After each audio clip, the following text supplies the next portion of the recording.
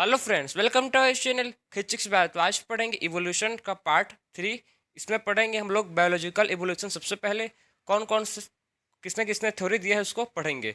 सबसे पहले स्टार्ट करते हैं किससे, लेमार्क थ्योरी से। तो स्टार्टिंग करते हैं लेमार्क थ्योरी से। जो लेमार्क थ्योरी है, लेमार्क थ्योरी ठीक है। तो इसमें हम लोग क्या देखेंगे, इसका सबसे पहले पोस्टुलेट देखेंगे कि लेमार्क ने क्या बोला था। ठीक है, लेमार्क ने क्या बोला था उसको सबसे पहले देखेंगे। तो देखो इन्हें मतलब इन्होंने एक मेन पॉइंट बोला था। ठीक है, जो लेमार्क थे उन्होंने क्या बोला था, एक मेन पॉइंट बोला था क्या, इनहेरिटेंस ऑफ एक्वायर्ड करेक्टर। इसका जो पोस्टुलेट है, मेन पॉइंट है, ठीक है, लेमार्क का क्या था वो, inheritance of acquired character. Inheritance किसका, एक्वायर्ड करेक्टर का। ठीक है, तो उन्होंने मतलब एक ही मेन पॉइंट बोला था, इनहेरिटेंस ऑफ एक्वायर्ड करेक्टर। और बहुत सारे पॉइंट बोले हैं, लेकिन यही यही क्या यही मेन पॉइंट है। क्यों मेन पॉइंट है भाई ये, क्योंकि इसी के चलते जो लेमार्क का थ्योरी था वो गलत हो गया। इसी पॉइंट के चलते, इनहेरिटेंस ऑफ एक्वायर्ड करेक्टर के इस पॉइंट के चलते कि हमारा जो लेमार्क का थ्योरी था, ठीक है, वो पूरा गलत हो गया।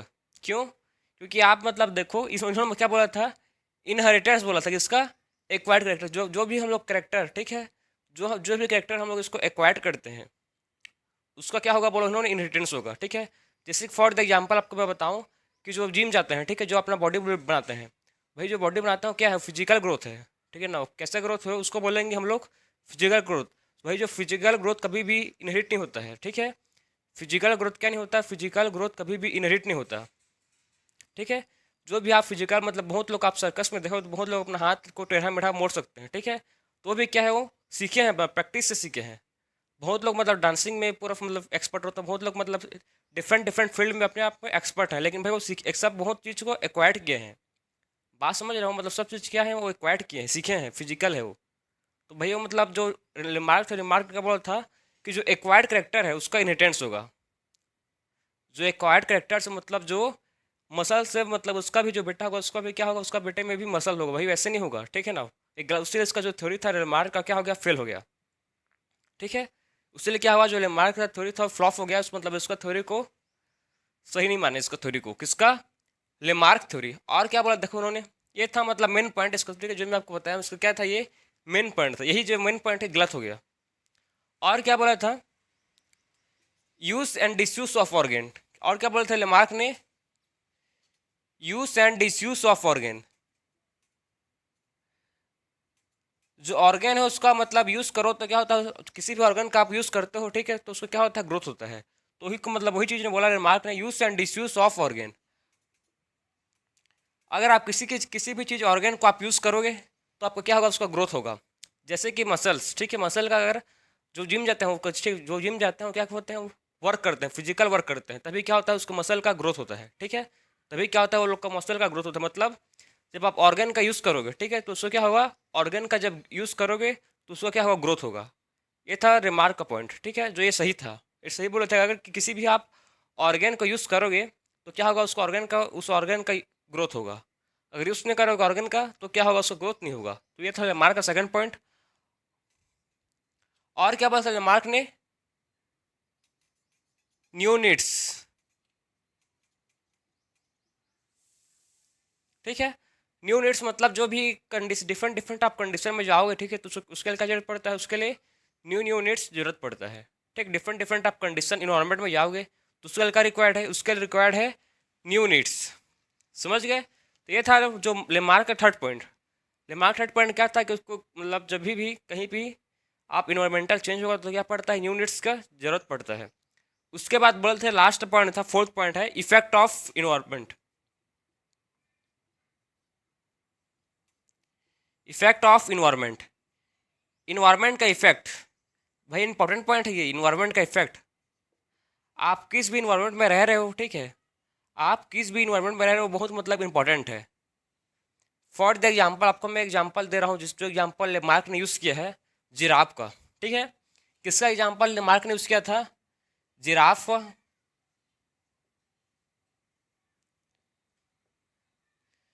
जिराफ, ठीक है, लेमार्क ने किसका एग्जाम्पल यूज़ किया है, लेमार्क ने एग्जाम्पल यूज़ किया था जिराफ का।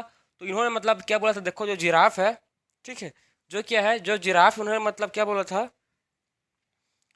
रिमार्क ने जिराफ के बारे में क्या बोला था कि जो जिराफ है उसका जो नेक है, गर्दन है, ठीक है, जिराफ का क्या है, गर्दन, जो नेक बोलते हैं जिसको, ठीक है, वो मतलब पहले क्या था, जो जिराफ थे वो मतलब जिराफ पहले, आप समझे उसको, ये क्या था, जमीन है, ठीक है, ये क्या है, लैंड है, और इसमें पहले पेड़ पौधा लोग हैं यहाँ पर, छोटे छोटे क्या है सब पेड़, पहले पहले प्लांट लोग हैं, उसके बाद जो जिराफ था, ठीक है, ये जिराफ है,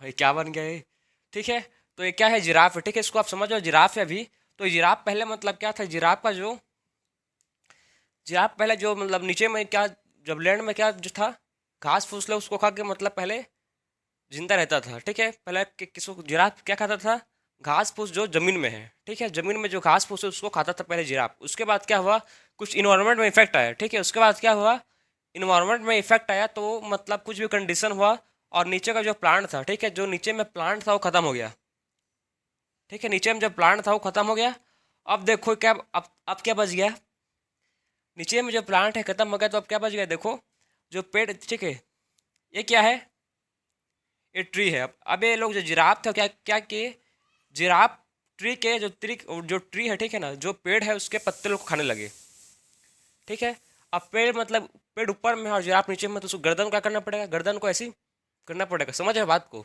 तो ऐसे कर करके क्या हुआ, एक का जिसका जो, जैसे कि इसका एग्जांपल देखो,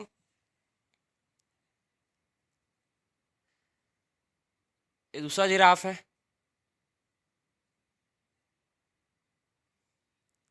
तो इसका जो गर्दन है देखो कितना मतलब कैसी हो गया, ठीक है, तो इसका मतलब ये लोग का मतलब जो गर्दन है वो कैसे हो गया, इलोंगेशन हो गया, इसका गर्दन का क्या हुआ, गर्दन का ये लोग का नेक का क्या हो गया, इसका इलोंगेशन हो गया, पहले क्या हो रहा था, पहले ये जमीन में खा रहे थे, ठीक है, जमीन का प्लांट खा रहे थे, तो इसका गर्दन जो नेक था वो स्मॉल था, लेकिन जब इफेक्ट, जब इन्वायरमेंट का इफेक्ट हुआ, ठीक है, तब क्या हुआ, नीचे में जो पेड़ पौधा थे वो खत्म हो गया, उसीलिए इसका जो, ये आप जिराफ लोग क्या करने लगे, जिराफ लोग अब ट्री का, जो ट्री का लिप्स था उसको खाने लगे, तो उसका जो नेक हो गया, ठीक है, ऐसे मतलब बार बार नेक ऊपर कर करके क्या खाने लगे, तो क्या हुआ ये लोग का जो नेक था, नेक का देखो क्या हो गया, इसका इन लोग का नेक का इलोंगेशन हो गया, क्या हो गया, ये लोग का नेक जो है उसका इलोंगेशन हो गया, इसी को बोलते हैं क्या, जिराफ का एग्जाम्पल, जो ने किसने यूज़ किया था, जो लेमार्क ने यूज़ किया था अपने एग्जाम्पल के लिए, कि जो ऑर्गन का यूज़, देखो इसमें सब चीज़ें जा रहा है, सब पॉइंट इसमें कवर हो रहा है, ठीक है, पहला पॉइंट है use and disuse of verb, मतलब जो जिराफ थे अपने ऑर्गन को यूज़ किए, ठीक है, जिराफ लोग का क्या किए, जिराफ लोग अपने ऑर्गन का यूज़ किए और अपने ऑर्गन का क्या किए, जो नेक था उसका, नेक था उसको इलोंगेशन किए, ऑर्गन का यूज़ करके अपना नेक का इलोंगेशन किए, ठीक है, और क्या है नेक्स्ट पॉइंट, न्यूनिट्स, मतलब देखो पहले क्या था, जिराफ किसमें का मतलब जिराफ जो थे वो लैंड का जो प्लांट था उसको खा रहे थे, लेकिन जब खत्म हुआ तो इन लोग क्या जरूरत पड़ा, न्यूनिट्स, ठीक है, ये लोग को जरूरत पड़ा किसका, न्यूनिट्स का, तो उसके बाद ये ट्री का जो लिप्स उसको खाने लगे, सेकंड पॉइंट हो गया, ठीक है, फिर क्या है, इफेक्ट ऑफ इन्वायरमेंट, फिर इन्वायरमेंट का इफेक्ट आया, ठीक है, फिर घास फूस सब, ठीक, प्लांट जो थे वो खत्म हो गए, तो मतलब इसको समझ लो कि कैसे मतलब सब कंडीशन का एग्जाम्पल दिया है किसने, लेमार्क ने, और देखो लास्ट में मैं पॉइंट बोल दिया था, मेन पॉइंट जो ये थ्योरी पूरा गलत हो गया, क्या बोल दिया था, देखो इनहेरिटेंस ऑफ एक्वायर्ड करेक्टर, भाई जो जिराफ है अपना, जो देखो आप ही समझो, जो जिराफ है वो मतलब क्या बोलते हैं, जिराफ अपने इन्वायरमेंट में कंडीशन से रह के, ठीक है, गर्दन को मतलब ऊपर कर करके अपना इलोंगेशन किया है, मतलब फिजिकल ग्रोथ किया है, ठीक है, एक जिराफ का जो नेक का इलोंगेशन हुआ है वो कैसा है, जो जिराफ का नेक का इलोंगेशन हुआ है वो कैसा है, वो है फिजिकल ग्रोथ, कैसा है वो, उसको बोलेंगे हम लोग फिजिकल ग्रोथ, तो भाई वो इनहेरिट थोड़ी होगा, फिजिकल ग्रोथ कभी भी इनहेरिट नहीं होता, जेनेटिक क्या होता है, जेनेटिक ग्रोथ इनहेरिट होता है, लेकिन जो फिजिकल ग्रोथ है वो कभी भी इनहेरिट नहीं होता, बात समझ रहे हो आप, तो ये उसीलिए जो लेमार्क का थ्योरी था, किसका थ्योरी, जो लेमार्क का थ्योरी था वो गलत हो गया, उसके बाद फिर से मतलब सेकेंड थ्योरी आया, ठीक है, उसके बाद क्या आया, उसके बाद सेकेंड थ्योरी आया किसका, थॉमस मेल्टस का, फिर उसके बाद क्या आया, सेकेंड थ्योरी आया जिसका किसको, थॉमस मेल्टस, सो थॉमस मेल्टस का थ्योरी क्या था, इन्होंने मतलब थॉमस मेल्टस ने क्या बोला था, देखो इसके थ्योरी में बोला था जो थॉमस मेल्टस ने, ऑर्गेनिज्म रिप्रोड्यूस वेरी फास्ट, ठीक है, ऑर्गेनिज्म क्या बोला था देखो उन्होंने,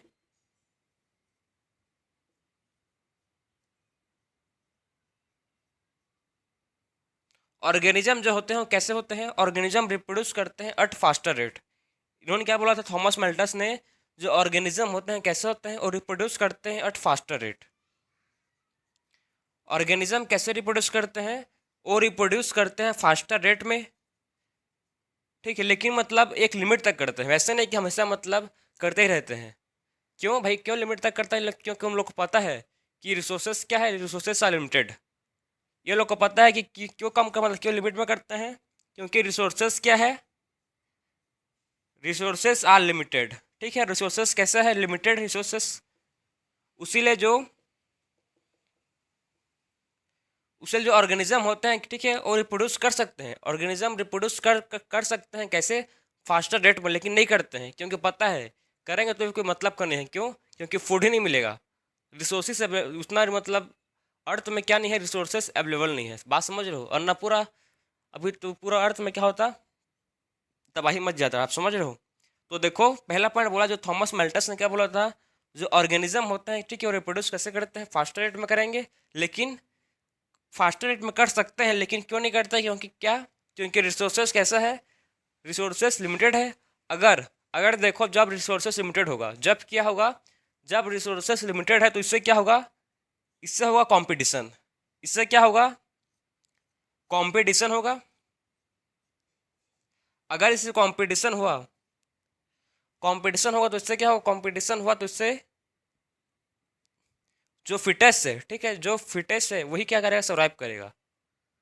कंपटीशन होगा तो क्या होगा, जो फिटेस्ट वन है वही क्या करेगा, सर्वाइव करता है, ठीक है। और उससे क्या आएगा, उससे वेरिएशन होगा, ठीक है, उससे क्या होगा, उससे इनहेरिटेबल वेरिएशन होगा, क्या होगा, उससे हेरिटेबल वेरिएशन होगा उससे, ठीक है, हेरिटेबल वेरिएशन होगा। और जो वेरिएशन होगा, जो क्या होगा, जो वेरिएशन होगा उससे क्या होगा, वेरिएशन मतलब यूजफुल हो सकता है या नॉन यूजफुल हो सकता है, ठीक है। जो वेरिएशन होगा, हेरिटेबल वेरिएशन होगा, कैसा होगा, वो यूजफुल हो सकता है, यूजफुल या नॉन यूजफुल हो सकता है। ये कैसा हो सकता है, यूजफुल हो सकता है और नॉन यूजफुल हो सकता है। तो इसको किसने बोला था, थॉमस मेल्टस ने बात बोला था, ठीक है। थॉमस मेल्टस ने क्या बोला था, देखो सबसे पहले बोला था इन्होंने कि जो ऑर्गेनिज्म होते हैं वो रिप्रोड्यूस करते हैं, ठीक है, और ऑर्गेनिज्म रिप्रोड्यूस कर सकते हैं कैसे, फास्ट रेट में, लेकिन नहीं करते हैं क्योंकि पता है वो लोग को कि जो हम लोग का रिसोर्सेस कैसा है, रिसोर्सेस आर लिमिटेड, ठीक है, रिसोर्सेस क्या है, रिसोर्सेस लिमिटेड है, इसलिए ऑर्गेनिज्म कैसे नहीं करते, फास्टर रेट में रिप्रोड्यूस नहीं करते।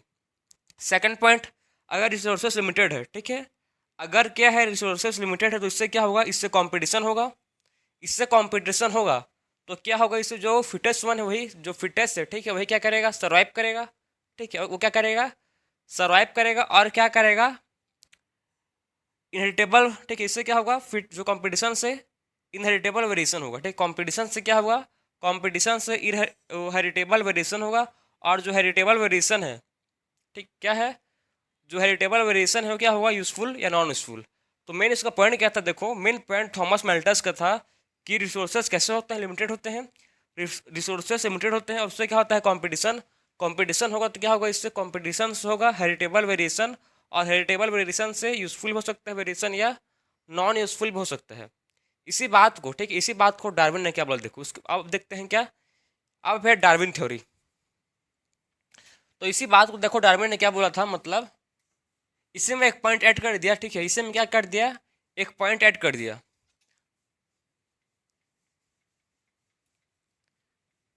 तो देखो कौन सा पॉइंट ऐड कर दिया डार्विन ने। अब नेक्स्ट थ्योरी की बात करेंगे, किसका, डार्विन थ्योरी।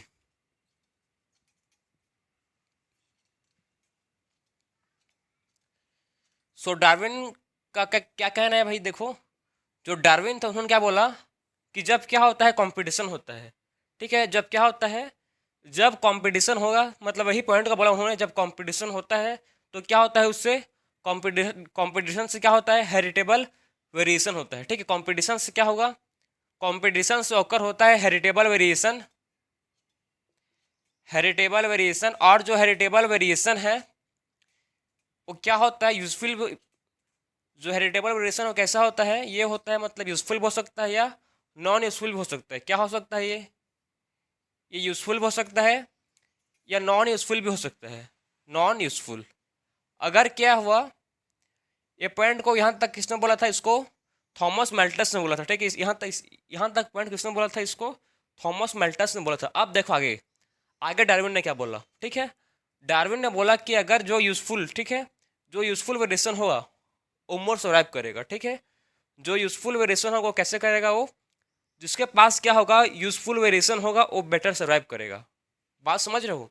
डार्विन ने क्या बोला कि जिसके अगर हेरिटेबल वेरिएशन हो रहा है, ठीक है, अगर क्या हो रहा है हेरिटेबल वेरिएशन होगा और जिसके पास क्या होगा यूजफुल वेरिएशन होगा, जिसके पास क्या होगा, जिसके पास यूजफुल वेरिएशन होगा वो बेटर सर्वाइव करेगा। वो कैसे करेगा, वो ये क्या करेगा, बेटर सर्वाइव करेगा।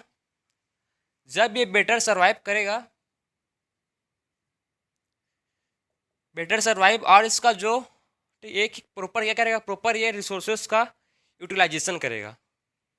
जो रिसोर्सेस उसको क्या करेगा, ये बेटर सर्वाइव करेगा और क्या करेगा, जो रिसोर्सेस है, जो क्या है, जो रिसोर्सेस अवेलेबल है उसका ये प्रॉपर यूटिलाइजेशन करेगा। क्या करेगा, उसका प्रॉपर ये यूटिलाइजेशन करेगा। तो आप समझे, एक बात समझ गए कि डार्विन ने क्या बोला। डार्विन ने क्या बोला था, अगर इनहेरिटेबल वेरिएशन होगा तो इससे क्या होगा, यूजफुल भी हो सकता है या नॉन यूजफुल भी।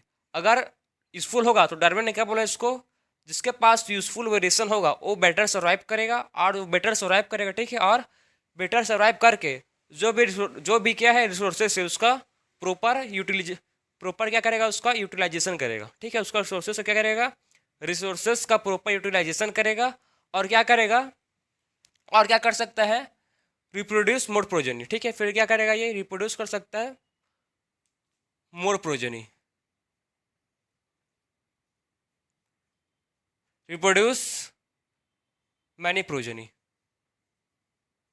और डार्विन, आपको पता है डार्विन का एक मेन मतलब पोस्टुलेट है, मेन पॉइंट डार्विन का कहना है जो भी रिप्रोडक्टिव फिटनेस है, ठीक है, जो ज़्यादा रिप्रोड्यूस कर सकता है वही क्या है, रिप्रोडक्टिव फिटनेस है। बात समझ रहे हो। डार्विन ने क्या, डार्विन का मेन पॉइंट है जो अगर जो ज़्यादा, ठीक है, जो ज़्यादा प्रोजेनी प्रोड्यूस कर पाएगा वही क्या है, वही मोर फिटनेस है, वही क्या है, मोर रिप्रोडक्टिव फिटनेस है, ठीक है। डार्विन के हिसाब से रिप्रोडक्टिव फिटनेस अल्टीमेट फिटनेस है।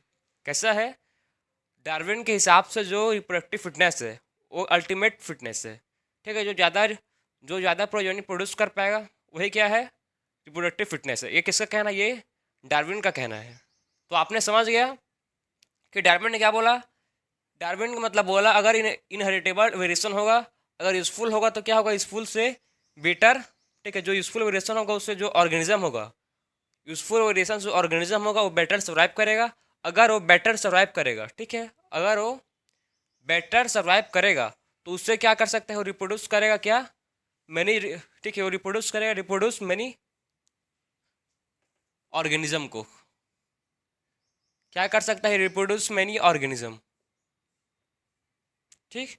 रिप्रोड्यूस कर सकता है मैनी, आप ऑर्गेनिज्म या प्रोजेनी बोल सकते हो इसको, क्या बोल सकते हो इसको, रिप्रोड्यूस मैनी प्रोजेनी, ये सही वर्ड है। तो आप समझ गए कि जब वेरिएशन होता है, जब यूजफुल वेरिएशन होगा तो इससे क्या होगा, बेटर सर्वाइव कर पाएगा किसी भी ऑर्गेनिज्म और मोर प्रोजेनी प्रोड्यूस कर पाएगा, ठीक है। बेटर सर्वाइव कर पाएगा और क्या होगा, मोर प्रोजेनी प्रोड्यूस कर पाएगा। ये था किसका कहना, डार्विन का। इससे क्या होगा, इसी को बोलते हैं क्या, नेचुरल सिलेक्शन। ये क्या है, नेचुरल सिलेक्शन। डार्विन ने क्या दिया, नेचुरल सिलेक्शन। नेचुरल सिलेक्शन वही बात है, यही इसी को बोलते हैं क्या, नेचुरल सिलेक्शन। और जो ज़्यादा प्रोजेनी प्रोड्यूस कर पाएगा वो उसी को जो नेचर है उसको सिलेक्ट करेगा, बस वही है, ठीक है।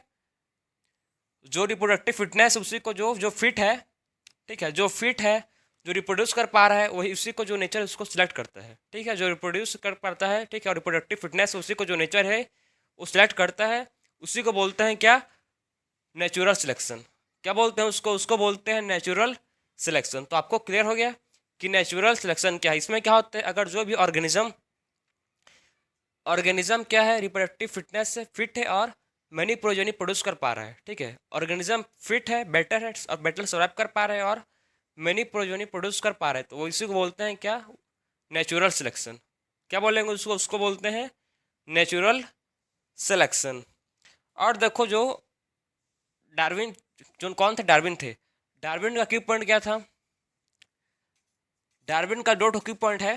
पहला तो मैं बता चुका हूँ आपको, क्या है नेचुरल सिलेक्शन की, इसका की कॉन्सेप्ट क्या है देखो। पहला की कॉन्सेप्ट क्या है इसका, नेचुरल सिलेक्शन, जो मैं आपको समझाया भी। और सेकंड इसका की कॉन्सेप्ट क्या है डार्विन का, सेकंड की कॉन्सेप्ट है ब्रांचिंग डिसेंट।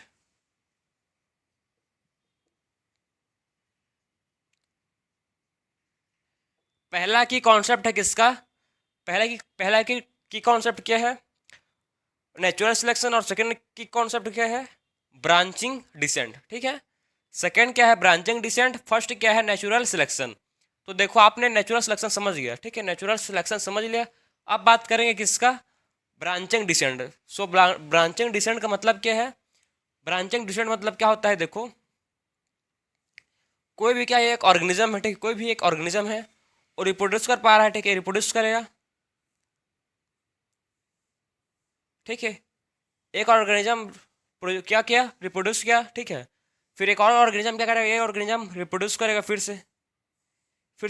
से क्या होगा, ये ऑर्गेनिज्म रिप्रोड्यूस करेगा, मतलब यही क्या बन रहा है, एक ब्रांचिंग बन रहा है। इसी क्या बोलते हैं, इसी को ब्रांचिंग डिसेंट बोलते हैं, ठीक है। यही पूरा क्या बन रहा है, एक ब्रांच बन रहा है। बात समझ, एक क्या बन रहा है, एक प्रॉपर एक ब्रांच बन रहा है, क्या ऑर्गेनिज्म से देखो मेनी ऑर्गेनिज्म क्या हुए, रिप्रोड्यूस हुए। तो इसी को बोलते हैं क्या, ब्रांचिंग डिसेंट। क्या बोलते हैं इसको, उसको बोलते हैं ब्रांचिंग डिसेंट। तो इसे क्या बोलते हैं, ब्रांचिंग डिसेंट। तो ये था आपका पूरा थ्योरी, ठीक है, बायोलॉजिकल इवोल्यूशन का पूरी थ्योरी। कौन कौन से थ्योरी थे उसको मैं आपको हर चीज़ को क्लियर किया, ठीक है। तो आपने समझ गया कि जो बायोलॉजिकल इवोल्यूशन था उसको कौन कौन से थ्योरी, सबसे पहले थ्योरी किसका था, सबसे पहले थ्योरी किसका हम लोग पढ़े, लेमार्क का, ठीक। सबसे पहले थ्योरी पढ़े लेमार्क का, फिर पढ़े किसका, थॉमस मेल्टस, और थर्ड किसका, डार्विन का। सबसे पहले रिवाइज करो, सबसे पहले लेमार्क का कहना क्या था, उन्होंने मेन पॉइंट बोला था कि इनहेरिटेंस ऑफ एक्वायर्ड करेक्टर्स, ठीक है, वो गलत है। उसके बाद थॉमस मेल्टस से क्या बोला, थॉमस मेल्टस ने बोला जो ऑर्गेनिज्म, ठीक है, जो ऑर्गेनिज्म रिप्रोड्यूस कर सकता है, कैसा, फास्टर रेट में, और क्या होगा उससे कंपटीशन, कंपटीशन होगा तो वेरिएशन।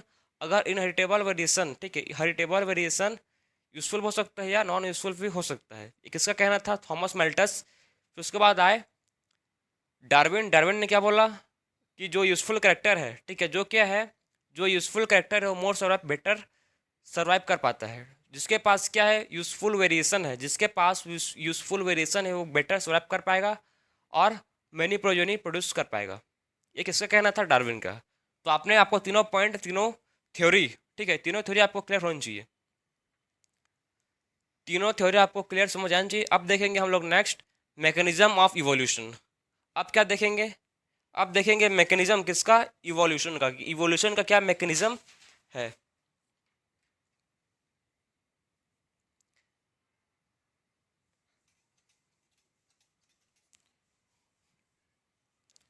सो इवोल्यूशन का क्या मैकेनिज्म है उसको देखते हैं फटाफट से।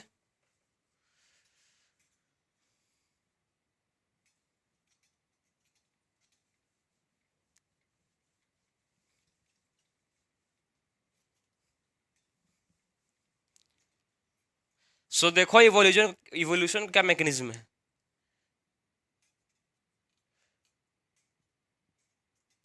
मैकेनिज्म, ठीक, किसका, इवोल्यूशन का। तो जो इवोल्यूशन का मैकेनिज्म है, इसका मैकेनिज्म क्या है देखो। एक साइंटिस्ट, मतलब पहले आप नाम आपको मैं समझा रहा हूँ किसका, डार्विन का, क्योंकि भाई पढ़े हैं अभी उसको। डार्विन का पहले समझ लो, उसके बाद आप समझना Hugo de Vries, Hugo de Vries.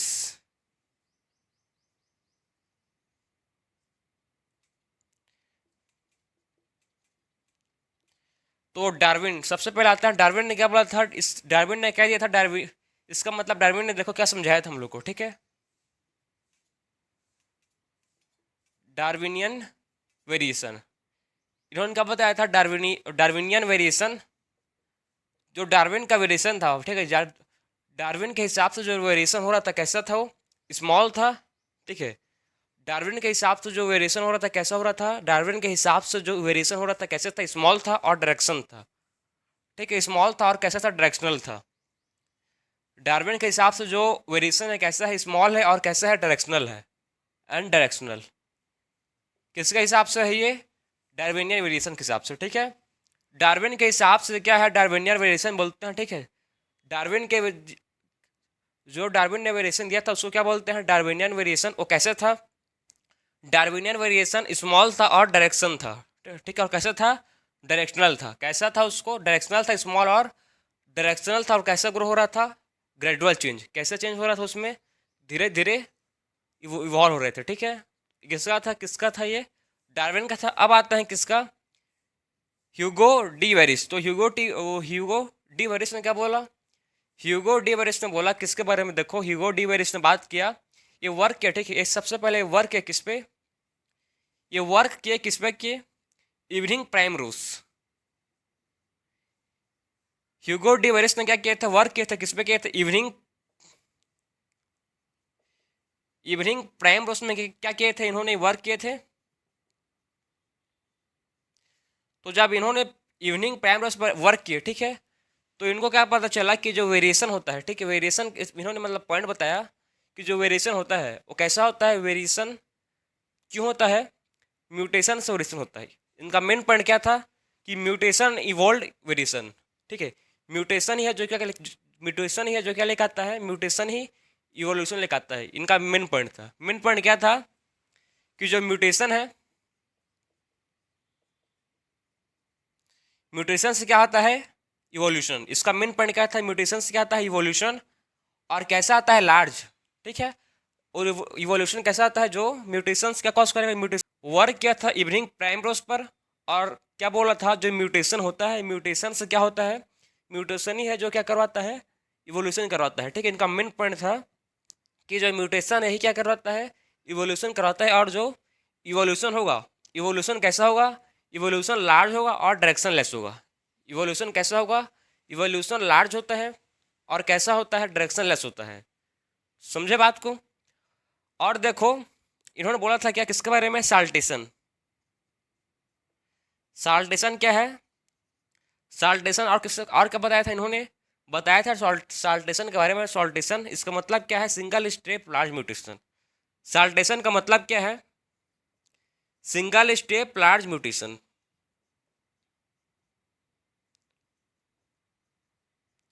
सो साल्टेशन का मतलब क्या है? सिंगल स्टेप लार्ज म्यूटेशन, जिसको क्या बोलते हैं? साल्टेशन बोलते हैं। तो आप समझ गए कि डार्विन और ह्यूगो डी वेरिस ने क्या क्या बोला था। डार्विन ने क्या बोला था? कि जो वेरिएशन होता है, ठीक है, डार्विनियन वेरिएशन के हिसाब से जो वेरिएशन कैसा होता है? स्मॉल होता है और डायरेक्शनल होता है। लेकिन ह्यूगो डी वेरिस ने क्या बोला? किसने किस पर वर्क किए? वो वर्क किए इवनिंग प्राइम रोज। और बोले कि म्यूटेशन जो होता है, ठीक है, म्यूटेशन का मेन कारण, ठीक है, म्यूटेशन क्या करवाता है? लार्ज इवोल्यूशन करवाता है। म्यूटेशन क्या करवाएगा? वही इवोल्यूशन कराता है। और लार्ज होते हैं और कैसा होता है? डायरेक्शन लेस होता है। और सॉल्टेशन के बारे में बताया। सॉल्टेशन क्या है? Saltation single step large mutation है। सॉल्टेशन क्या है? Saltation single step large mutation है। तो किसका कहना था ये? ह्यूगो डी वेरिस का। उसके बाद मेंडल ने भी बताया था कुछ, ठीक है। मेंडल ने क्या बात किया था? जानते हो मेंडल का वही बात है भाई। किसके बारे में बात किया था? फैक्टर, ठीक है। मेंडल ने फैक्टर के बारे में बताया था। फैक्टर क्या होता है भाई? आज के दिन में हम लोग फैक्टर क्या बोलते हैं? जीन, ठीक है। तो तीनों मतलब डार्विन, ह्यूगो डी वेरिस और मेंडल ने बताया था। तो आप समझ गए कि जो इवोल्यूशन का, ठीक है, इवोल्यूशन का तो मैकेनिज्म है, आपको क्लियर समझ आया होगा कि इवोल्यूशन का मैकेनिज्म कैसा है, ठीक है। आपको इवोल्यूशन का मैकेनिज्म समझ आ गया होगा। अब बात करेंगे हम लोग इसके बाद हार्डी वेनबर्ग प्रिंसिपल। अब क्या बात करेंगे? मतलब क्या पढ़ेंगे आप? हार्डी वेनबर्ग प्रिंसिपल को पढ़ेंगे।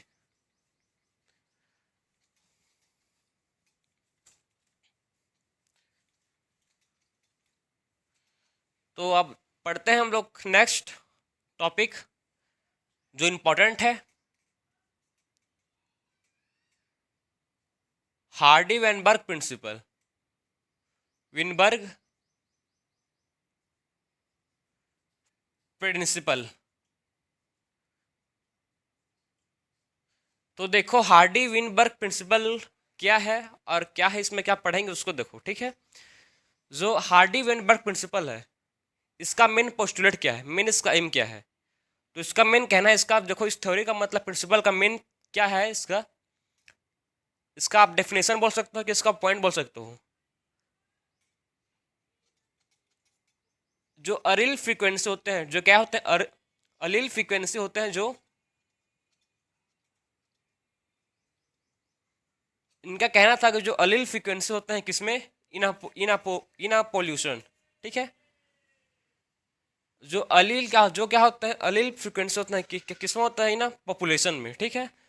अलील फ्रीक्वेंसी किसमें होते हैं, पॉपुलेशन में।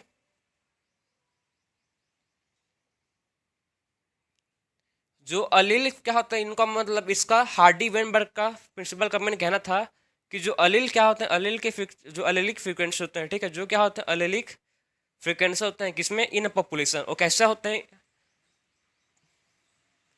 आर स्टेबल, ठीक है। Allelic frequency in population are stable होते हैं, कैसा होता है ये, स्टेबल होते हैं, और कैसा होता है, कांस्टेंट एंड कांस्टेंट रहते हैं, किससे, constant from generation to generation, constant from generation to generation कैसा होता है, कांस्टेंट होते हैं।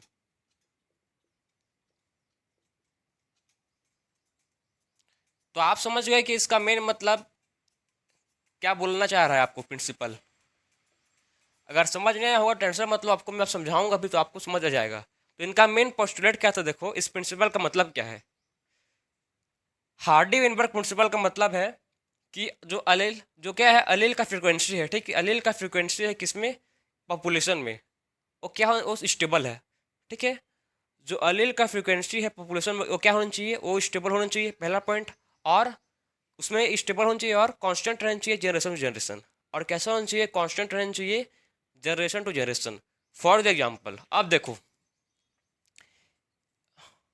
एक क्या है, पॉपुलेशन है। पॉपुलेशन क्या आप लोग को समझ पता होगा, ठीक है। पॉपुलेशन क्या है, group of species living in a particular area, ठीक है। ग्रुप ऑफ स्पीसीज, ठीक है, ग्रुप ऑफ स्पीसीज होते हैं जो किसी भी पर्टिकुलर एरिया पर रहते हैं, किसी भी पर्टिकुलर एरिया पर रहते हैं, उसी को बोलते हैं क्या, पॉपुलेशन। तो आप एक पॉपुलेशन है, ठीक है। ये जो पॉपुलेशन है, इसका जो एक, इसमें बहुत सारे क्या है, मेंबर्स, स्पीसीज हैं इसमें, सेम पॉपुलेशन के सेम। तो इसमें क्या होगा, देखो इसका जो किसी भी इंडिविजुअल का जो फ्रीक्वेंसी है, ठीक है, इसका जो फ्रीक्वेंसी है कितना है, ये कितना है, आप समझ लो इसको 0.4, और कितना है 0.6। ये क्या है, लोग का फ्रीक्वेंसी है, ठीक है, क्या है इन लोग का फ्रीक्वेंसी है। मतलब ये जो पहला जनरेशन है, ये लोग के पास जो एलेलिक फ्रीक्वेंसी है कितना है, ये लोग के पास जो एलेलिक फ्रीक्वेंसी है कितना है, 0.4 और 0.6, ठीक है। ये क्या है, ये लोग का एलेलिक फ्रीक्वेंसी है कितना है, 0.4 और 0.2। हम लोग को पता है जो जीन होता है, आप लोग पता है डीएनए, अगर आपको नहीं पता सुनो, आपको मैं थोड़ा सा मतलब समझो इसको। ये डीएनए होता है, ठीक है, क्या होता है डीएनए, और डीएनए के सेगमेंट को, ठीक है, segment of DNA is called gene. DNA को सेगमेंट का बोलते हैं, डीएनए के सेगमेंट को बोलते हैं जीन। और जीन के पास क्या होता है, जीन के पास, या जीन को क्या बोलते हैं, अलील बोलते हैं, ठीक है। जीन को क्या बोलते हैं, जीन को ही बोलते हैं अलील। अलील क्या होता है, अलील 2 होते हैं, ठीक, अलील 2 होते हैं जो किसी भी कैरेक्टर को कंट्रोल करते हैं, ठीक। अलील क्या होता है, 2 होते हैं जो किसी भी कैरेक्टर को कंट्रोल करते हैं। मतलब तो ये समझो कि जो अलील है, ठीक है, 2 ठो है। एक का अलील का फ्रीक्वेंसी कितना है, एक अलील का फ्रीक्वेंसी है 0.4, और एक अलील का फ्रीक्वेंसी है कितना, 0.6। बात समझे कि एक अलील का जो फ्रीक्वेंसी है कितना है 0.4, और दूसरे अलील का फ्रीक्वेंसी कितना है 0.6। अब ये कितना है, फर्स्ट जनरेशन है, ठीक है, क्या है मतलब ये पेरेंट्स हैं। अब जब इनका सब फिर से क्या होगा, जब नेक्स्ट जनरेशन, फिर क्या आएगा, जब नेक्स्ट जनरेशन आएगा, तो मतलब नेक्स्ट जनरेशन में भी क्या होना चाहिए, नेक्स्ट जनरेशन में भी इसका जो एलेलिक फ्रिक्वेंसी है वो सेम होनी चाहिए, ठीक है। इसका जो क्या है एलेलिक फ्रिक्वेंसी है वो क्या होना चाहिए, सेम होनी चाहिए। मतलब फिर से क्या होगा, 0.4 ही रहे और इधर भी 0.6 रहे। इसी को बोलते हैं क्या, हार्डी वेनबर्ग प्रिंसिपल। इनका मेन कहना है कि अगर अलील फ्रिक्वेंसी क्या होनी चाहिए, पॉपुलेशन में स्टेबल होनी चाहिए। जो अलील का फ्रिक्वेंसी है पॉपुलेशन में कैसे होना चाहिए, स्टेबल होना चाहिए, और कांस्टेंट, देखो क्या है ये, कांस्टेंट रहना चाहिए फ्रॉम जनरेशन टू जनरेशन। एक कह रहे हैं जो एलेलिक फ्रिक्वेंसी है वो कैसे होनी चाहिए, कांस्टेंट रहनी चाहिए, किससे, जनरेशन टू जनरेशन से। यही इसका मतलब है, ठीक है। आप समझ गए कि जो हार्डी विनबर्ग प्रिंसिपल, यही इसका मतलब है कि जो एलील का फ्रिक्वेंसी है वो कांस्टेंट रहनी चाहिए जनरेशन टू जनरेशन। ये कब होगा, ये जब होगा जब क्या होगा, लार्ज, ये कब होगा, ऐसे मेंटेन तब होगा जब क्या होगा, लार्ज रैंडम मीटिंग होगा। जब क्या होगा, लार्ज रैंडम मीटिंग होगा, तभी क्या होगा, जो एलेलिक फ्रिक्वेंसी है ये स्टेबल रहेगा, ठीक है। लार्ज रैंडम मीटिंग होगा, तभी क्या होगा, जो एलील फ्रिक्वेंसी है वो कैसे होगा, सेम रहेगा। जो एलील का फ्रिक्वेंसी है कैसे रहेगा, वो सेम रहेगा। जब कब होगा, जब लार्ज रैंडम मीटिंग होगा, ठीक। तो मतलब इनका मेन पॉइंट था, जो देखो एलील फ्रिक्वेंसी कितना होता है कि P plus Q is equal to 1, ठीक है। जो एलील का फ्रिक्वेंसी कितना होगा, P plus Q equal to 1, मतलब इसका जो रेशियो कितना चाहिए, 1 आना चाहिए। तो इसका देखो 4 पॉइंट, ठीक है, 0.4 और 0.6, ये लोग का कितना आएगा, एलील फ्रिक्वेंसी 1, ठीक है। तो एलील फ्रिक्वेंसी कितना होना चाहिए, P plus Q is equal to 1, इतना क्या होना चाहिए, ये लोग का एलील का फ्रिक्वेंसी होना चाहिए, ठीक है। इसको मतलब इसको जो एक्सप्रेस करने के एग्जाम्पल दिया, देखो डोमिनेंट, ठीक है, डोमिनेंट कैपिटल ए, जो कैपिटल ए क्या है, कैपिटल ए क्या है, डोमिनेंट है। कैपिटल ए और कैपिटल ए दोनों क्या है, डोमिनेंट है। डोमिनेंट को किससे रिप्रेजेंट करेंगे, पी स्क्वायर से, ठीक है। डोमिनेंट को किससे रिप्रेजेंट करेंगे, डोमिनेंट को रिप्रेजेंट करेंगे पी स्क्वायर से। और डोमिनेंट है, और आप देखो रिसेसिव, जो रिसेसिव है स्मॉल है, उसको किससे रिप्रेजेंट करेंगे, उसको रिप्रेजेंट करेंगे स्मॉल की स्क्वायर से, ठीक। इसको जो रिसेसिव है उसको रिप्रेजेंट करेंगे किससे, की स्क्वायर से। और जो हेट्रोजाइगस है, कैपिटल है स्मॉल है, कैपिटल है और स्मॉल है, जो क्या है, हेट्रोजाइगस है, इसको रिप्रेजेंट करेंगे किससे, इसको रिप्रेजेंट करेंगे 2pq से, ठीक है। इसको किससे रिप्रेजेंट करेंगे, इसको रिप्रेजेंट करेंगे किससे, 2pq से। तो आपने देखा होगा, मतलब फॉर्मूला पढ़ा होगा, देखो p प्लस क्यू स्क्वायर क्या होगा, ये जो इसका एलेलिक फ्रिक्वेंसी होगा, ठीक है, किसका इक्वल होगा, देखो P square plus Q square plus 2pq। एक क्या है, इंपॉर्टेंट इक्वेशन है, ठीक है, एक क्या है, इंपॉर्टेंट इक्वेशन है। तो आपको इसको समझना है कि इसका जो एलेलिक सम है कितना होता है, P square plus Q square plus 2pq, ठीक है। इसका एलेलिक सम कितना होता है, P square plus Q square plus 2pq। इसका ये क्या है, एलेलिक फ्रिक्वेंसी है। तो आपने समझ लिया कि हार्डी वेनबर्ग प्रिंसिपल का मेन पोस्टुलेट क्या था। इनका मेन क्या था कि जो एलील का फ्रिक्वेंसी होना चाहिए, कैसा होना चाहिए, सेम होना चाहिए, ठीक है। जो एलील का फ्रिक्वेंसी सेम होना चाहिए, कांस्टेंट होना चाहिए फ्रॉम जनरेशन टू जनरेशन। कितना कैसे कर रहे हो, P square plus Q square plus 2p की। इसका आपको मैं क्वेश्चन आपको समझा रहा हूँ, तो आपको और क्लियर समझ आएगा, ठीक है। तो इसका एक क्वेश्चन आप समझ ले लो।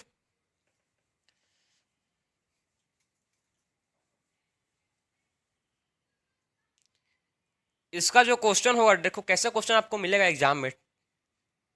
आपको पूछ लेगा कि पूछ लेगा मतलब क्वेश्चन में कि एक का जो एलेलिक फ्रिक्वेंसी है, ठीक है, जो डोमिनेंट है,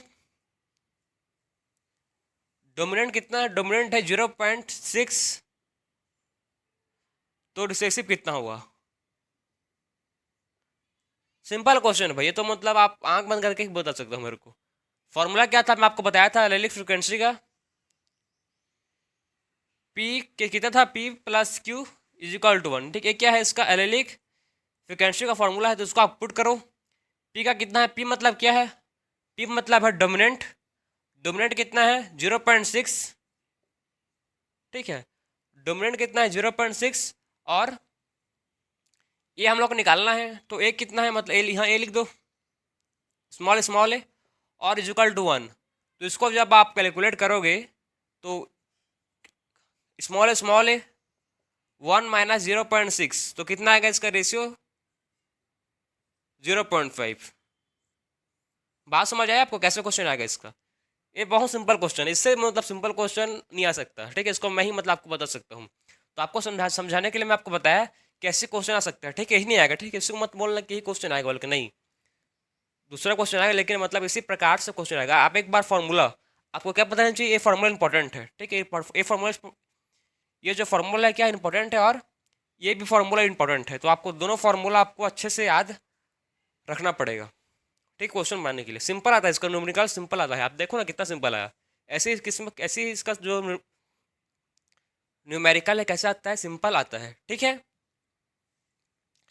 तो अब बात करें कौन कौन से फैक्टर है जो इफेक्ट करते हैं किसको, कौन कौन से फैक्टर इफेक्ट करते हैं हार्डी विनबर्ग प्रिंसिपल को, या इसको बोल सकते हो आप हार्डी विनबर्ग इक्विलिब्रियम। ठीक, एक क्या है प्रॉपर एक इक्विलिब्रियम मेंटेन कर रहे हैं, आप बात समझ रहे हो, एक क्या है प्रॉपर एक इक्विलिब्रियम मेंटेन कर रहे हैं, तो इसलिए इसको आप बोल सकते हो क्या हार्डी विनबर्ग इक्विलिब्रियम। तो आप क्या देखेंगे हम लोग कौन कौन सा फैक्टर है जो इफेक्ट करता है किसको, हार्डी विनबर्ग प्रिंसिपल को।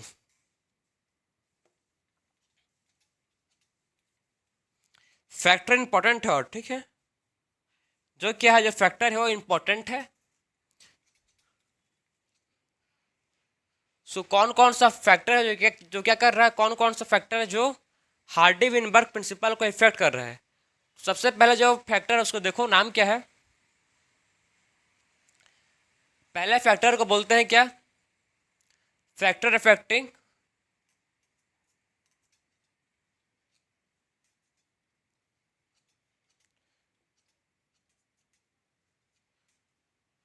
फैक्टर इफेक्टिंग किसको अफेक्ट कर रहा है, हार्डी विनबर्ग प्रिंसिपल को।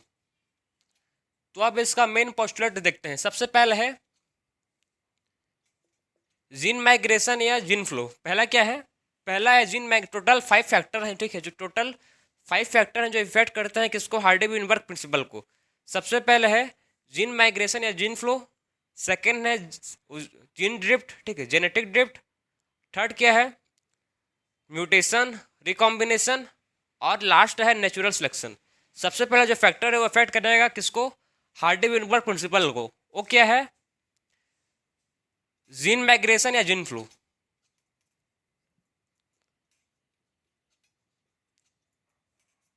जीन माइग्रेशन बोल सकते हो इसका, या जीन फ्लो,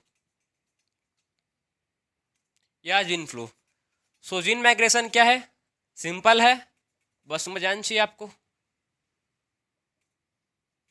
सो जीन माइग्रेशन क्या है, एक ग्रुप ऑफ पॉपुलेशन है, ठीक है, ग्रुप ऑफ पॉपुलेशन है यहाँ पर, पॉपुलेशन ग्रुप ऑफ, ठीक यहाँ पर, और ये दूसरा ग्रुप ऑफ क्या है पॉपुलेशन है, दोनों का साइज सेम है।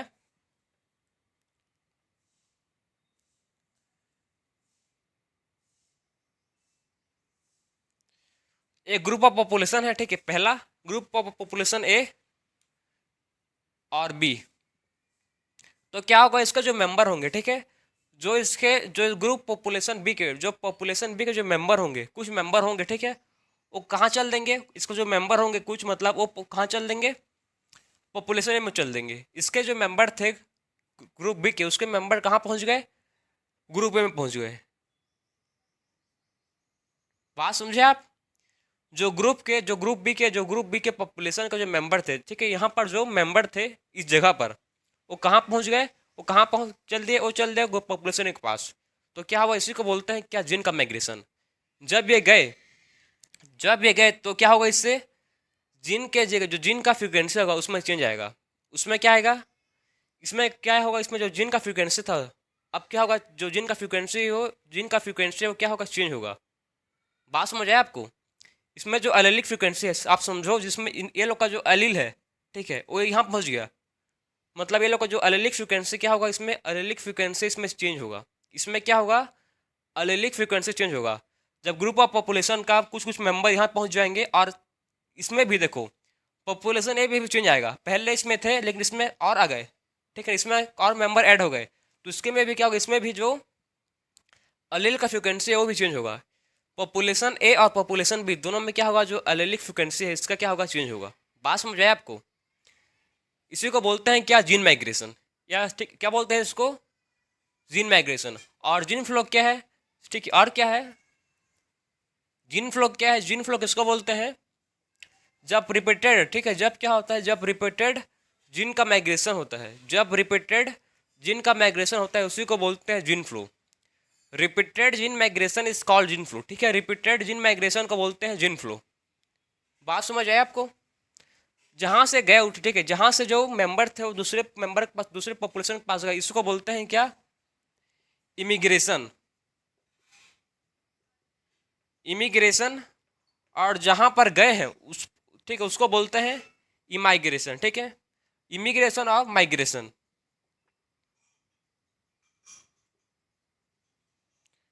बात समझ आया आपको? इमाइग्रेशन और इमिग्रेशन, जहाँ से गए हैं उसको बोलते हैं इमिग्रेशन, और जहाँ पर आए हैं, ठीक है, जहाँ पर गए हैं उसको बोलते हैं, जहाँ से गए हैं उसको बोलते हैं इमिग्रेशन, और जहाँ पर गए हैं उसको बोलते हैं क्या? माइग्रेशन। तो ये था क्या आपका जीन माइग्रेशन, मतलब जो इसमें जीन का क्या हो रहा है, जीन का इसमें माइग्रेट हो रहा है। माइग्रेशन मतलब एक प्लेस से दूसरे प्लेस मूव करना, उसी को बोलते हैं माइग्रेशन। ठीक है, माइग्रेशन क्या है? एक प्लेस से दूसरे प्लेस को मूव करना, उसी को बोलते हैं माइग्रेशन। तो इसमें क्या हो रहा है कि जो पॉपुलेशन, एक पॉपुलेशन का जो मेंबर थे वो दूसरे पॉपुलेशन में चल दिए, तो इससे क्या हो रहा है, जो जीन का माइग्रेशन इसमें हो रहा है। बात समझ आए आपको? अब बात करेंगे हम लोग, अब बात करेंगे हम लोग सेकेंड चीज, जिसको, जो सेकंड फैक्टर, ठीक है, जो इफेक्ट करेगा किसको। तो इसमें आप समझ गए कि अगर इसमें क्या होगा, अलेलिक फ्रिक्वेंसी चेंज होगा। इसमें क्या हो रहा है, इसमें अलेलिक फ्रिक्वेंसी चेंज हो रहा है, तो ये इफेक्ट करेगा किसको? अगर इसमें अलेलिक फ्रिक्वेंसी चेंज हो रहा है तो इसको, ये इफेक्ट करेगा हार्डी विनबर्ग प्रिंसिपल को। ठीक है, ये क्या करेगा? ये इफेक्ट करेगा हार्डी विनबर्ग प्रिंसिपल को। अब बात करेंगे हम लोग सेकेंड फैक्टर जो इफेक्ट करेगा, जेनेटिक ड्रिफ्ट। Genetic drift. सो जेनेटिक ड्रिफ्ट, जेनेटिक ड्रिफ्ट क्या है, इसमें क्या होता है, देखो जेनेटिक ड्रिफ्ट हम लोग का नेक्स्ट जो फैक्टर है, इसमें क्या होगा, इसमें क्या होता है, रैंडम लॉस होता है। ठीक है, ये रैंडम लॉस किसका होता है भाई? Random loss. इसमें क्या होता है, जेनेटिक ड्रिफ्ट में क्या होता है, रैंडम लॉस होता है। ठीक है, इसमें क्या होता है, रैंडम लॉस या चेंज इन अलील फ्रीक्वेंसी। इसमें क्या होता है, रैंडम लॉस या चेंज इन अलील फ्रीक्वेंसी, उसी को बोलते हैं क्या? Genetic drift. बात समझ आया आपको कि जेनेटिक ड्रिफ्ट क्या है? इसमें क्या होता है, रैंडम लॉस होता है। इसमें क्या होगा, रैंडम लॉस होता है, और क्या होता है, चेंज होता है किसका? अलील फ्रीक्वेंसी का। क्या होता है इसमें, और रैंडम लॉस होगा, और क्या होता है इसमें, चेंज होता है किसका? अलील फ्रीक्वेंसी का, जिसको बोलते हैं क्या? Genetic drift. क्या बोलेंगे जिसको? जिसको बोलते हैं जेनेटिक ड्रिफ्ट। इसके बाद हम लोग का जो नेक्स्ट पॉइंट है, मतलब इसका जेनेटिक ड्रिफ्ट टू टाइप के होते हैं। जेनेटिक ड्रिफ्ट टू टाइप का होता है। एक होता है क्या, एक को बोलते हैं जेनेटिक ड्रिफ्ट को फाउंडर इफेक्ट। फाउंडर इफेक्ट है एक, ठीक है, एक इफेक्ट को बोलेंगे। और एक होता है बॉटल नेक इफेक्ट। एक क्या होता है, बॉटल नेक इफेक्ट। सो जो जेनेटिक ड्रिफ्ट है, ठीक है, वो टू टाइप का होता है। एक होता है उसमें उसमें दो टाइप के इफेक्ट होते हैं। एक होता है क्या, फाउंडर इफेक्ट, और एक होता है उसको बोलते हैं क्या? बॉटल नेक इफेक्ट। सो ये फाउंडर इफेक्ट क्या है और बॉटल नेक इफेक्ट क्या है? सबसे पहले बात करेंगे किसका, फाउंडर इफेक्ट के बारे में। जो फाउंडर इफेक्ट क्या है भैया? सो देखो, जो फाउंडर इफेक्ट है, फाउंडर इफेक्ट में क्या होता है, आप इसको एग्जांपल से समझो। फाउंडर इफेक्ट में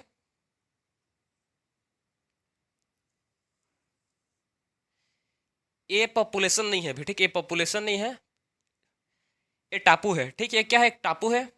दो टापू आपको दिख रहे हैं, ठीक है, जो मतलब दो ठो टापू है, आइलैंड है। तो आइलैंड क्या बोलते हैं, आइलैंड टापू। ठीक है, सो ये टापू दो ठो हैं। तो इसमें क्या होगा, देखो एक टापू में बहुत सारे मेंबर हैं। एक टापू में क्या है, बहुत सारे सेम स्पीसीज के मेंबर हैं यहाँ पर। तो अब क्या होगा, देखो ये टापू में क्या होगा, बहुत सारे कौन से मेंबर हैं, बहुत सारे इसमें ब्लू के मेंबर हैं।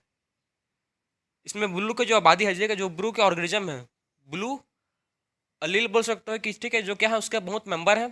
तो अब क्या होगा, देखो अब जो कुछ होगा, मतलब इसमें से दो मेंबर, ठीक, इसमें से मान लो दो मेंबर कहाँ पहुँच गए कि किसी को कोई और, किसी भी मतलब रैंडम लॉस हो गया। ठीक है, रैंडम लॉस हो गया तो मतलब किसी भी इन्वायरमेंट चेंज से ये किसी और टॉपिक में पहुँच गए। ठीक है, किसी भी, या घूम गए बोल सकते हो कि लॉस्ट हो गया, कि कहीं भी कैसे भी हुआ, तो ये कहाँ पहुँच गए, दूसरे टापू में पहुँच गए। कहाँ पहुँच गए ये पहुँच गए डिफरेंट टापू में, मतलब दूसरे टापू में। जब वे दूसरे टापू में पहुंचे, ठीक है, जब क्या हुआ, जब वे दूसरे टापू में पहुंचे तब क्या होगा, ये आपस में फिर से रिप्रोड्यूस करेंगे, और ठीक है क्या करेंगे, फिर से रिप्रोड्यूस करेंगे और अपने मेंबर को स्क्रीन क्या करेंगे, अपने मेंबर को इंक्रीज करेंगे। तो अब क्या होगा, देखो जो एलेलिक फ्रिक्वेंसी था पहले किसका ज़्यादा था, पहले ब्लू ज़्यादा था, लेकिन अब क्या होगा, जस्ट अपोजिट होगा। अब क्या होंगे जो अब क्या होंगे, जो ब्लू वाले होंगे वो कम होंगे और जो ब्लैक वाला होगा वो ज़्यादा होगा, ठीक है। इसी को बोलते हैं क्या, एलेलिक फ्रिक्वेंसी में चेंज आना। इसी को क्या बोलेंगे, जो एलेलिक फ्रिक्वेंसी उसमें चेंज आ रहा है, इसी को बोलते हैं कि एलेलिक फ्रिक्वेंसी में क्या आ गया, चेंज आ गया। तो बात समझ आया आपको, ये क्या है, ये है आपका फाउंडर इफेक्ट। इसी को बोलते हैं क्या, फाउंडर इफेक्ट। फाउंडर इफेक्ट मतलब क्या है, इसमें देखो फाउंडर इफेक्ट को बोल सकते हो आप कि जब क्या होता है, कोई भी ऑर्गेनिज्म कोई भी क्या करता है, ओरिजिनल, ठीक है, कोई भी ऑर्गेनिज्म मूव करता है ओरिजिनली, ठीक है, क्या बोल सकते हैं हम लोग इसको, ओरिजिनली, ओरिजिनल, ओरिजिनल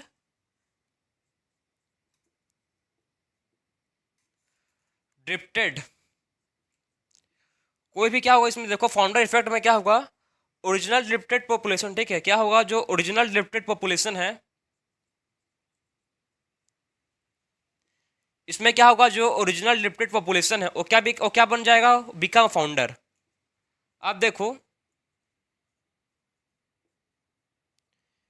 इस पॉपुलेशन के, ठीक है, इस पॉपुलेशन के दो मेंबर ही खाली क्या, दो ही मेंबर क्या हुए, दो ही मेंबर दूसरे टापू में पहुंच गए, ठीक है, इसके इस पॉपुलेशन के खाली दो ही मेंबर दूसरे टापू में पहुंच गए, तो उसको क्या बोलेंगे, जहां पर पहुंचे हैं उस प्लेस को बोल उस ठीक है, दोनों को बोलेंगे क्या, फाउंडर।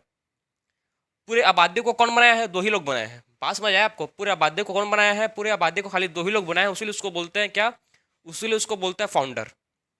सो उसीलिए मतलब इसको बोलेंगे क्या, फाउंडर डिप्टेड पॉपुलेशन, ठीक है, जो ओरिजिनल जो क्या थे, जो ओरिजिनल डिप्टेड पॉपुलेशन थे वो क्या बन गए हैं, अब जो ओरिजिनल डिप्टेड पॉपुलेशन है वो क्या बन गए हैं, फाउंडर, ठीक है, और पूरा एक न्यू, आप बोल सकते हो पूरा न्यू स्पीसीज का न्यू ऑर्गेनिज्म बना चुके हैं, बहुत सारे रिप्रोड्यूस करके पूरा एक अलग से ही अपना दुनिया बसा लिया है, ठीक है। सो फाउंडर इफेक्ट यही है। इसमें क्या होता है, original limited population become founder, और पूरा इसमें क्या होता है, पूरा उसका ऑर्गेनिज्म का, न्यू ऑर्गेनिज्म का पूरा एलेलिक फ्रीक्वेंसी चेंज होता है। इसमें क्या होता है, और पूरा इसका जो फाउंडर बन के क्या करता है, न्यू ऑर्गेनिज्म प्रोड्यूस करता है, उसका जो एलेलिक फ्रीक्वेंसी होता है, आप देखो जो इसका एलेलिक फ्रीक्वेंसी और इसका एलेलिक फ्रीक्वेंसी पूरा डिफरेंट है, ठीक है, इसका और इसका दोनों का क्या है, दोनों का एलेलिक फ्रीक्वेंसी पूरा डिफरेंट है ना, ये दोनों का एलेलिक फ्रीक्वेंसी क्या है, पूरा डिफरेंट है। तो यही क्या होगा, यही फैक्टर, ठीक है, फाउंडर इफेक्ट क्या करेगा, इफेक्ट करेगा किसको, हार्डी वेनबर्ग प्रिंसिपल को। अब आते हैं सेकंड, बॉटल नेक इफेक्ट। बॉटल नेक इफेक्ट मतलब इसको आप बॉटल से ही समझो, ये बॉटल है,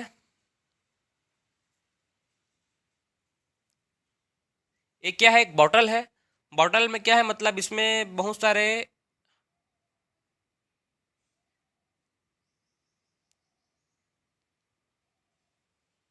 इसमें ऑर्गेनिज्म लोग हैं, ठीक है। उसके बाद क्या होता है, देखो कुछ भी इसमें एक मतलब आप रेंडम बोल सकते हो, रेंडम लॉस, कि इसमें क्या होगा, रेंडम लॉस तो कुछ भी इन्वायरमेंट फैक्ट इफेक्ट करता है, कुछ भी इफेक्ट आता है इस पर, तो इसमें क्या होता है, इसमें लॉस लॉस की वजह से क्या बचता है, देखो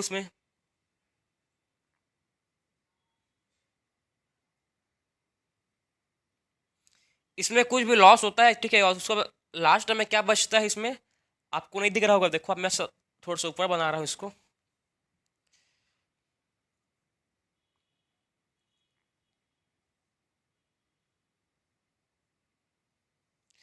तो इसमें क्या होता है, बॉटल नेक इफेक्ट में क्या होगा, देखो जो ये सबसे पहले क्या थे, जो पॉपुलेशन थे वो कहाँ थे, बॉटल के अंदर थे। जो पॉपुलेशन मतलब आपको समझाया गया है कि इसमें जो पॉपुलेशन थे पहले क्या थे, बॉटल के अंदर बहुत सारे पॉपुलेशन थे, ठीक है, पॉपुलेशन पहले क्या कहाँ थे, बॉटल के अंदर पहले बहुत सारे पॉपुलेशन थे, लेकिन जब क्या होगा, जब क्या हुआ, रेंडम लॉस हुआ, ठीक है, जब क्या हुआ, रेंडम लॉस हुआ और चेंज हुआ किसमें, अलील फ्रीक्वेंसी में, ठीक है, जब रेंडम लॉस हुआ और क्या हुआ, चेंज हुआ किसमें, अलील फ्रीक्वेंसी में, तब क्या हुआ, जब इस बॉटल में कोई भी, बॉटल के अंदर कुछ नहीं होगा, कोई ऑर्गेनिज्म क्या कहाँ नहीं होगा, बॉटल के अंदर नहीं होगा, कहाँ पर होंगे, इसके ढक्कन के पास होंगे, इसके नेक के पास होंगे, ठीक है, इसके नेक के पास होंगे, ठीक है, इसके नेक के पास बचेंगे ऑर्गेनिज्म कुछ, इसी को बोलते हैं क्या, बॉटल नेक इफेक्ट।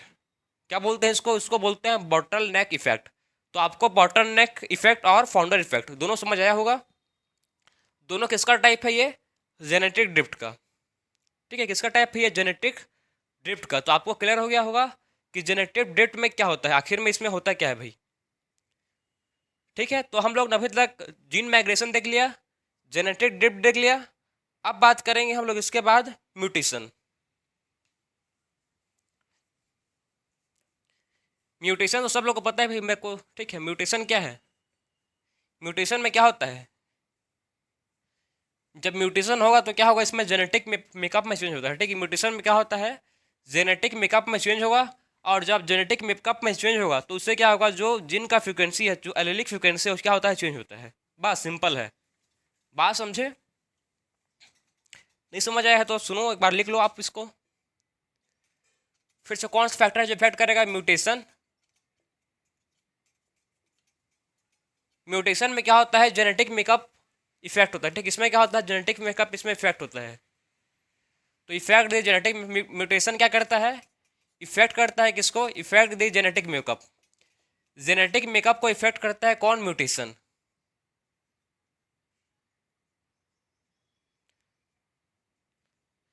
तो इसमें आप क्या होगा, म्यूटेशन क्या करता है, जेनेटिक मेकअप को इफेक्ट करता है। जब जब क्या होगा, जब जेनेटिक मेकअप इफेक्ट होगा तो इससे क्या होगा, चेंज होगा। इससे क्या होगा, चेंज होगा किसमें, अलील में।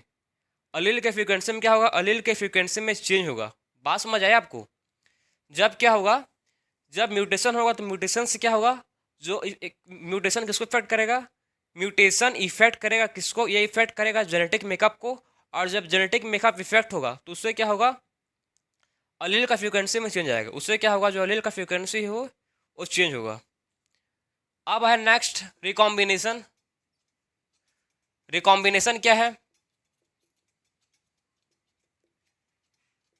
रिकॉम्बिनेशन पता है, जब क्या होता है, क्रॉसिंग ओवर होता है। ठीक है, जब क्या होता है, क्रॉसिंग ओवर होता है और न्यू कैरेक्टर फॉर्म होता है, इस उसी को बोलते हैं क्या, रिकॉम्बिनेशन।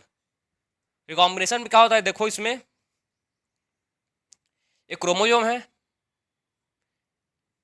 ठीक, ये क्या है, क्रोमोजोम है, एक क्रोमोजोम है। क्रोमोजोम में क्या होता है, क्रोमोजोम में हम लोग पता है म्योसिस में क्या होता है, क्रोमोजोम में जो म्योसिस है, सेल साइकिल में म्योसिस में क्या होता है, क्रॉसिंग ओवर होता है। उसमें क्या होता है, उसमें होता है क्रॉसिंग ओवर। इसमें क्या होता है, इसमें होता है क्रॉसिंग ओवर। ठीक, इसमें क्या होता है, इसमें होता है क्रॉसिंग ओवर।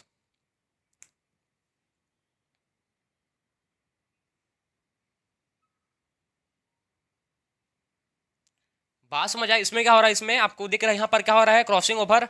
जब क्या होता है, क्रॉसिंग ओवर होता है, जब क्या होगा, यहाँ पर क्रॉसिंग ओवर होगा। क्रॉसिंग ओवर में क्या होता है, एक पेरेंट का करेक्टर, ठीक है, दोनों का पेरेंट का करेक्टर आपस में क्या होता है, मिक्स होता है, कॉम्बाइन होता है। ठीक है, दोनों पेरेंट का करेक्टर, ये क्या है, ये एक पेरेंट का क्रोमोजोम है और ये दूसरे पेरेंट का क्रोमोजोम है। ठीक है, एक क्या है, एक क्रोमोजोम फादर का है और एक क्रोमोजोम मदर का है। फादर और मदर क्रोमोजोम क्या होता है, इसका फादर और मदर का क्रोमोजोम का रिकॉम्बिनेशन होता है। क्या होता है, इसका रिकॉम्बिनेशन होता है। जब रिकॉम्बिनेशन होगा तो क्या होगा, क्रॉसिंग ओवर। क्रॉसिंग ओवर में क्या होता है, जो जेनेटिक मटेरियल होता है, ठीक है, वो एक्सचेंज होता है। क्या होता है, वो एक्सचेंज होता है, जिससे क्या होता है, न्यू रिकॉम्बिनेशन वेरिएशन होता है। इससे क्या होता है, रिकॉम्बिनेशन से वेरिएशन होता है। इससे क्या होता है, न्यू वेरिएशन से जो चाइल्ड है उसमें क्या होंगे, न्यू वेराइटीज आएंगे।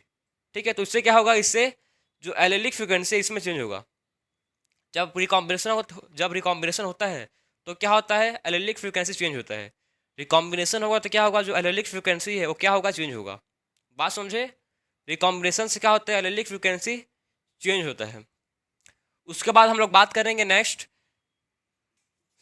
रिकॉम्बिनेशन में क्या होता है, इसमें आप लिख लो इसको, चेंज द एलेलिक फ्रीक्वेंसी। क्या करता है, ये चेंज कर देता है किसको, एलेलिक फ्रीक्वेंसी को।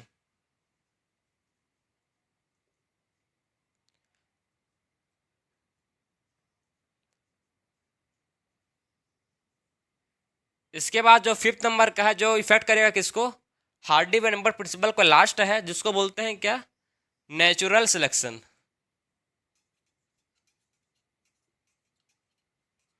Natural selection. तो नेचुरल सिलेक्शन क्या है मैं आपको पहले ही बता चुका हूँ डार्विन के थ्योरी में, ठीक है। डार्विन के थ्योरी में मैं फिर से आपको बता चुका हूँ, अगर आपको समझ नहीं आया होगा तो फिर से आप समझो इसको। नेचुरल सिलेक्शन क्या है? नेचर मतलब उससे, ठीक है, नेचर क्या करता है? नेचर उस ऑर्गेनिज्म को सिलेक्ट करता है जो क्या है, जो रिप्रोडक्टिव फिट है, ठीक है, जो क्या है रिप्रोडक्टिव फिट है और क्या कर पा रहा है, मैनी प्रोजेनी रिप्रोड्यूस कर पा रहा है। जो ऑर्गेनिज्म क्या रिप्रोडक्टिव फिट है और मैनी प्रोजेनी रिप्रोड्यूस कर पा रहा है, उसी को बोलते हैं क्या, नेचुरल सिलेक्शन। नेचर उसी को सिलेक्ट करेगा जो क्या है फिट है, बेटर सर्वाइव कर पा रहा है और मैनी प्रोजेनी रिप्रोड्यूस कर पा रहा है, ठीक है, मैनी प्रोजेनी रिप्रोड्यूस कर पा रहा है, उसी को बोलते हैं नेचुरल सिलेक्शन। इसमें क्या होता है नेचुरल सिलेक्शन में, जो वेरिएशन होता है, ठीक है, जब वेरिएशन होता है, वेरिएशन होगा तो जो यूजफुल करेक्टर होता है, ठीक है, जो यूजफुल करेक्टर होते हैं, यूजफुल करेक्टर, ठीक है, जो वेरिएशन यूजफुल होगा, ठीक है, जो क्या होगा, जो जब वेरिएशन होगा, जो वेरिएशन यूजफुल होगा, ठीक है, इनहेरिटेबल वेरिएशन होता है, ठीक है, क्या होता है इनहेरिटेबल वेरिएशन होता है। जब इनहेरिटेबल वेरिएशन होगा तो ये यूजफुल होगा, यूजफुल होगा तो क्या हो पाएगा, इससे यूजफुल से वो बेटर सर्वाइव कर पाएंगे, यूजफुल से क्या हो पाएगा, इससे बेटर सर्वाइव कर पाएंगे वो। जब वो क्या होगा बेटर सर्वाइव कर पाएंगे तो इससे क्या होगा, मैनी प्रोजेनी रिप्रोड्यूस कर पाएंगे, ठीक, organism can reproduce, organism reproduce many progeny. बात समझ आई आपको? इसी को बोलते हैं क्या, नेचुरल सिलेक्शन, ठीक है। नेचुरल सिलेक्शन क्या है, जब वेरिएशन होता है, ठीक है, जब क्या होगा हेरिटेबल वेरिएशन होगा, जब हेरिटेबल वेरिएशन होगा तो उससे क्या होगा, यूजफुल वेरिएशन हो सकता है, ठीक है, यूजफुल वेरिएशन हो सकता है और नॉन यूजफुल वेरिएशन हो सकता है। जो यूजफुल वेरिएशन होगा, यूजफुल वेरिएशन होगा वो क्या कर रहा है, यूजफुल वेरिएशन से बेटर सर्वाइव कर पाएंगे ऑर्गेनिज्म, ठीक है। जो यूजफुल वेरिएशन होगा क्या होगा, जो ऑर्गेनिज्म है वो बेटर सर्वाइव कर पाएगा, और जब बेटर सर्वाइव कर पाएगा, ठीक, कॉम्पीट कर पाएगा, फिटनेस होगा प्रॉपर, तभी क्या कर पाएगा वो ऑर्गेनिज्म रिप्रोड्यूस प्रोजेनी, ठीक है, ऑर्गेनिज्म रिप्रोड्यूस मैनी प्रोजेनी। सो ऑर्गेनिज्म क्या कर पाएगा, रिप्रोड्यूस कर पाएगा, ऑर्गेनिज्म रिप्रोड्यूस मैनी प्रोजेनी।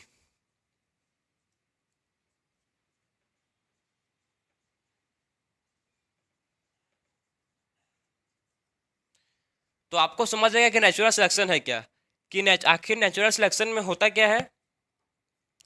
इसमें क्या होता है भाई, इसमें इनहेरिटेबल क्या होता है, वेरिएशन होता है, जिसके थ्रू क्या होता है, इनहेरिटेबल वेरिएशन से यूजफुल कैरेक्टर आता है, यूजफुल कैरेक्टर, ठीक है, बेटर सर्वाइव कर पाएंगे, बेटर सर्वाइव कर पाएंगे तो ऑर्गेनिज्म रिप्रोड्यूस मैनी प्रोजेनी।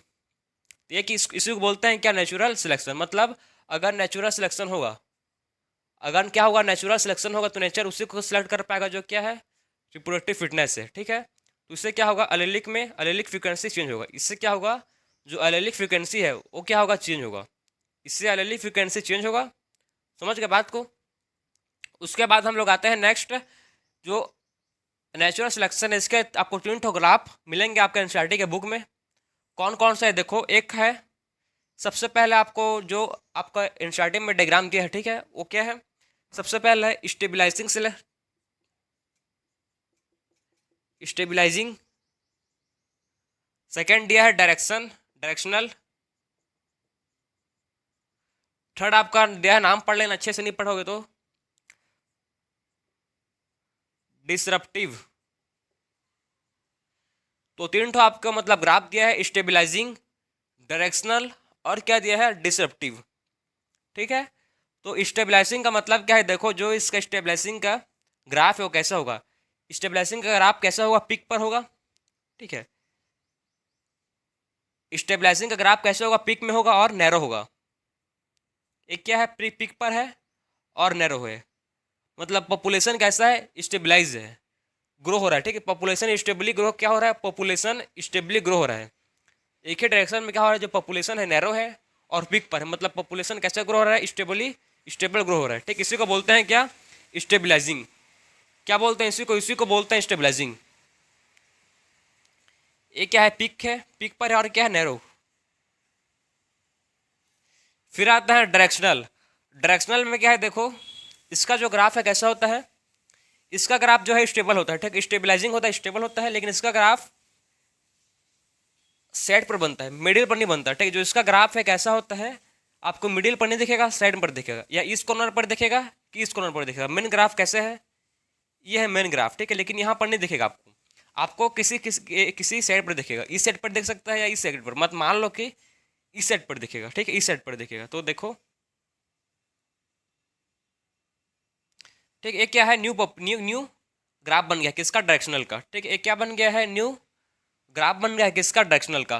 तो इसको बोलते हैं हम लोग स्लाइटली, मतलब उसी लिए इसका नाम, देखो नाम ही से आप समझ गए होगा, डायरेक्शनल मतलब एक किसी भी एक डायरेक्शन में क्या होगा, किसी भी एक डायरेक्शन में इसका ग्राफ होगा, ठीक है, किसी भी एक डायरेक्शन पे इसका ग्राफ होगा।